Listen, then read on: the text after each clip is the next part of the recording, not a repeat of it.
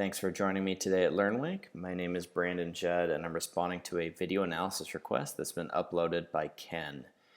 And Ken is looking to perfect his heelside back roll. And this is a very progressive, really nice heelside back roll. In his submission, if I can find it here, he says, just looking for any pointers for consistency. I don't normally over-rotate. Learning to learn a roll to revert or a can roll. I'm assuming you mean Mexican roll here. But thank you for submitting the video. These comments really help. And let's just take a look at this back roll here. So it looks, textbook awesome. You just over-rotate a hair and fall a little off balance at the end, but you recover all right. And you said if you don't normally do that and you're just looking for pointers for consistency, the only thing is do it more. It looks like you're trying to make sure that the trick happens. And you can see, if we open it up here, you can see right about here, right there, you really like throw your hip and shoulders at this point into the flip. And the reason that you're doing that is because you're trying to make sure you have enough rotation, and you're trying to make sure that it happens nice, and it may just be habit from when you were learning it and it kind of stuck. As you get more comfortable with this, you'll be able to relax a little more and not force it quite so much. But the only way to really make this more consistent is to just do it more, because you landed perfectly on your board. You might have overshot the wake a hair. I don't know what length you're riding at. It might make it a little easier for you to go, 2 or 3 feet further out in your line. Again, that's just really nitpicky stuff. This looks really good. So you did say that you wanted to learn possibly a Mexican style back roll or a heelside back roll to revert. I would recommend, because of how good your progressive heelside back roll is here, I'd recommend just taking it to revert. You should learn that pretty quick, and it will help you retain your nice progressive back roll to revert if you start learning Mexican back rolls. So sometimes when people, if they can only do a back roll and they start doing Mexican style back rolls, what happens is they kind of mess up their progressive edge on their back roll, and they start turning it into this blended weird back roll that's kind of halfway between, and then when they try to take that to revert, they get really stuck and hung up. So because of how good your progressive back roll is right now, I would recommend going and learning the back roll to revert first, and then once you have those two a little bit more comfortable, then you can go to a Mexican back roll where you have to treat the Mexican back roll like it's a completely different trick when you're trying to break out of the rut that you've created with your progressive habits. So it's just a little different, but it will make you a much more well-rounded rider in the long run once we get that done. So my suggestion is a couple things. First of all, before we jump into the suggestions on the roll to revert, I just want to have you see what a heelside back roll looks like when someone's done it a billion times. Watch how relaxed Kyle is right off takeoff here. He doesn't really force anything through, and then the landing is really easy for him. So if you right through the wake right here, he just completely kind of relaxes at this point. Whereas here you're kind of stiff and throwing your shoulders pretty hard. Kyle's just kind of along for the ride. He's just done it so many times that you can see it in how comfortable and how relaxed he is. So I would just practice yours more. All right, so on to the roll to revert. Let's take a look at the differences here.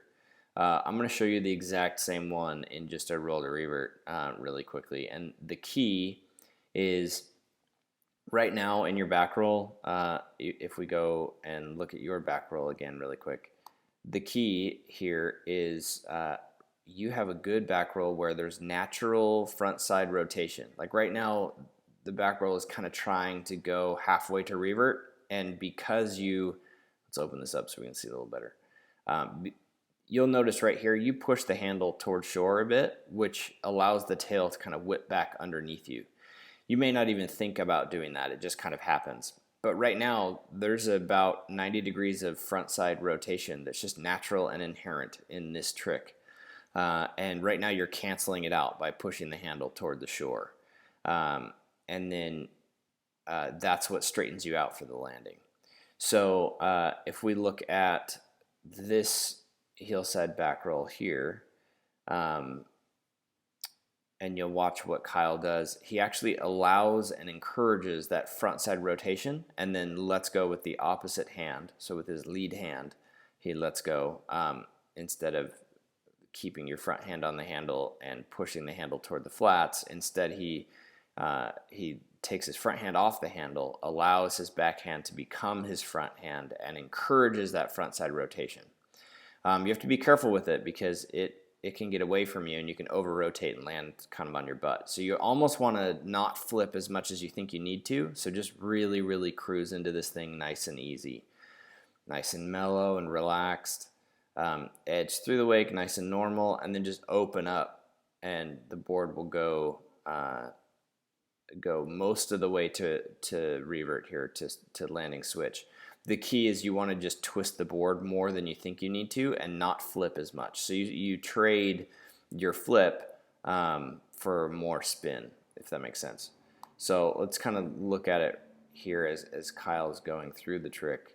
It looks about the same as a back roll, but instead, right about here when he lets go with his with that hand, if he was to drop this hand instead and then keep this hand on the handle and push the handle towards shore, he would cancel out that front side rotation, and that would keep him at a heel side back roll. But instead, at that point when he spots the water, if he just opens up and drops his front hand, his takeoff front hand, and lands with his back hand on the handle, which is now his new front hand. Sorry, it's confusing once it gets that way, but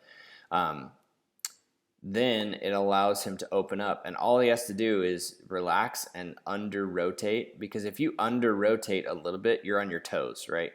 If you over rotate, you'll slip out over your heels if you over rotate. So under rotate the flip, and then as Kyle is finishing, you'll notice the nose of the board, at this point he kind of keeps his flip stagnant and then uses that rotation momentum to take the front of his board and push it toward his landing, and that is what gives him a nice toe side edge that he can edge away on, if that makes sense.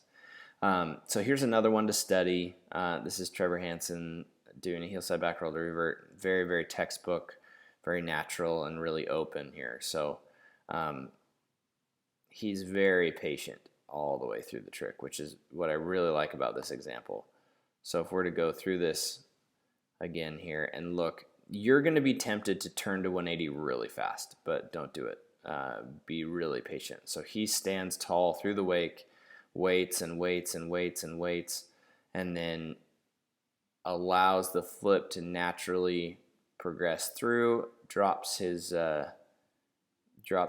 front hand, which becomes his new backhand, and then allows his board to land.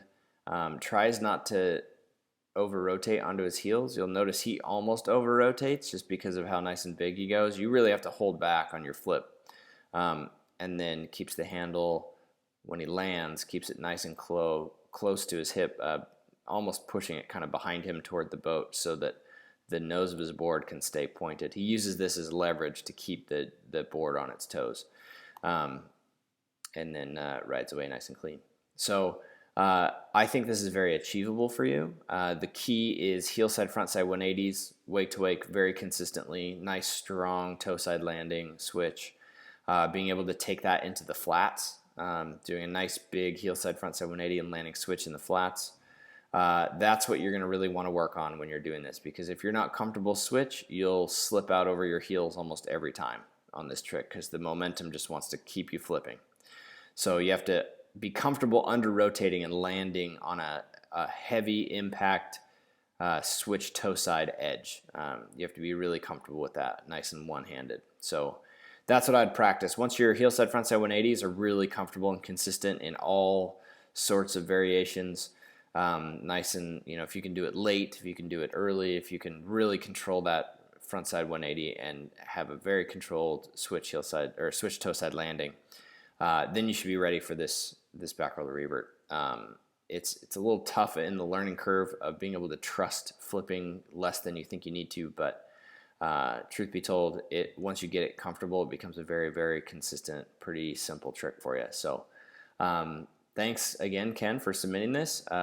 Good luck, and keep us posted. If you have any other questions, feel free to hit us up or to upload another video, and we'll get you going. Thanks again.